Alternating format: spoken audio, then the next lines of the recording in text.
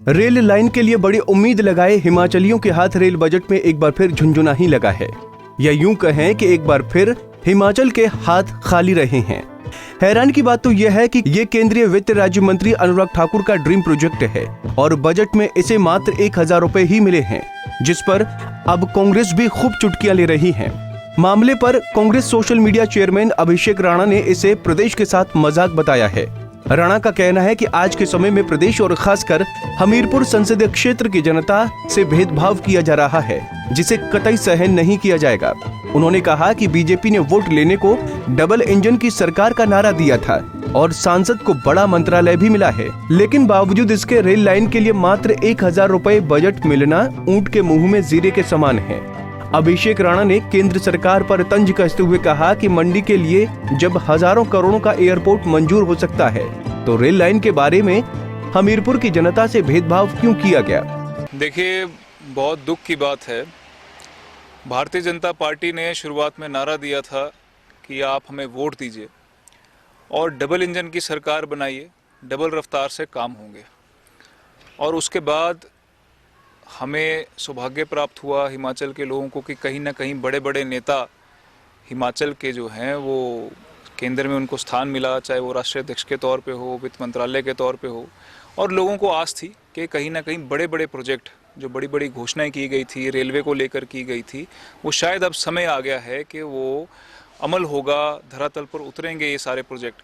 लेकिन आज जो रेलवे ने, विभाग ने अपने वेबसाइट पे ऑनलाइन डाला है, ये बहुत निराशाजनक है कि एक ऊंट के मुंह में जीरा डालने वाली बात है कि 1000 रुपये हमीरपुर के लिए सैंक्शन किया गया। अगर आप विस्तार से पढ़ें तो अभी तक डीपीआर भी मंजूर नहीं हुई पाई। और जब देश का जो खजाना है वो हमारे नेता के पास हो, उसके बावजूद हमारे अपने इलाके के साथ भेदभाव हो, बड़ी बड़ी घोषणाएं मंडी को लेकर हो रही हैं कि 1000 करोड़ रुपए जो है वो एयरपोर्ट के लिए सैंक्शन किया जाएगा, लेकिन जो हमारा अपना ये इलाका है जहां से वित्त मंत्रालय के जो राज्य वित्त मंत्री हैं हमारे, वो संबंध रखते हैं, वो अपने इलाके के लिए कुछ नहीं कर पा रहे हैं। अगर बाकी क्षेत्रों के लिए, देश के अलग अलग कोनों के लिए इतने इतने प्रोजेक्ट अगर सैंक्शन हो रहे हैं, तो आज हमीरपुर और अपने क्षेत्र के साथ भेदभाव क्यों? आज भारतीय जनता पार्टी को लोगों के सामने ये बताना होगा कि 1000 रुपये से कितना बड़ा काम वो हमीरपुर रेल लाइन के लिए जो उन्होंने घोषणा की है वो कहाँ तक पहुँच सकती है। यहाँ पे तो एक हरी झंडी और डंडी आ सकती है 1000 रुपये में, और मजाक किया गया है हमीरपुर के लोगों के साथ, भेदभाव किया जा रहा है। वहीं पंचायती राज चुनाव में बीजेपी के प्रचंड बहुमत के दावों पर पलटवार करते हुए अभिषेक राणा ने कहा कि पंचायती राज और नगर निकाय चुनाव में डरा धमकाकर बीजेपी नेताओं ने काम किया है और दबाव बनाकर चुनाव करवाए हैं।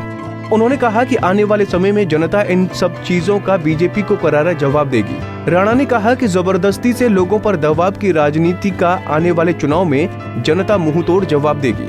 आज जब हमीरपुर की जनता ने, हिमाचल प्रदेश की जनता ने आपको सब कुछ दे दिया है, प्रदेश में सरकार है, केंद्र में सरकार है, आपके पास बड़े बड़े मंत्रालय हैं, उसके बावजूद आप ये कहें कि हमीरपुर के लिए सिर्फ इतना ही काम हो सकता है। और भाषणों की बात की जाए तो बड़े बड़े भाषण दिए जा रहे हैं कि हमने ये कर दिया हिमाचल के लिए, वो कर दिया है, आने वाले समय में ये कर दिया जाएगा। लेकिन जब धरातल पर प्रोजेक्ट रिपोर्ट देखी जा रही हैं, वेबसाइट्स देखी जा रही हैं, ऑफिशियल डॉक्यूमेंट्स देखे जा रहे हैं, तो नाम मात्र जो पैसा है वो इलाके के लिए सैंक्शन किया जा रहा है। मुझे लगता है कि हिमाचल की जनता और ख़ासकर हमारे हमीरपुर संसदीय क्षेत्र की जो जनता है उसके साथ बहुत बड़ा भेदभाव किया जा रहा है। सब कुछ आज जनता ने दिया है भारतीय जनता पार्टी के नेताओं को, लेकिन उसके बावजूद आज हमीरपुर की जनता को और हिमाचल की जनता को जो है वो निराशा हाथ लगी है। देखिए, ज़बरदस्ती से जो लोग उठाए गए, दबाव बनाया गया, एम्प्लॉयज़ की बात हो चाहे आम व्यक्ति की बात हो, जगह जगह किसी एक जगह का उदाहरण नहीं है। हिमाचल प्रदेश के अलग अलग ज़िलों से, अलग अलग विधानसभाओं से ये उदाहरण उठकर आ रहे हैं, चाहे अखबारों के माध्यम से, चाहे सोशल मीडिया के माध्यम से, और निश्चित तौर पे लोग और हिमाचल प्रदेश की जनता देख रही है। ये ज़बरदस्ती का जो स्वभाव और दो नियम जो हिमाचल प्रदेश के अंदर इस समय चल रहे हैं इस सरकार के माध्यम से, आने वाले समय में हिमाचल की जनता, हिमाचल का मतदाता विधानसभा चुनाव में अच्छे तरीके से जो है सरकार को मुंह तोड़ जवाब देगा। और इस बार भी जो हमारे पंचायती राज के चुनाव हुए हैं, पूर्ण बहुमत से बहुत सारे लोग जो जीत कर आए हैं। अगर आप बारीकी से जाएंगे, चाहे बीडीसी के चुनाव हो, ज़िला परिषद के हो, नगर परिषद से हो, 1-2 वोटों की जो हार हुई है तो उसमें भी क्रॉस वोटिंग और जो लोगों को उठाने का काम, दबाव बनाने का काम, उस वजह से ये चीज़ें रही हैं।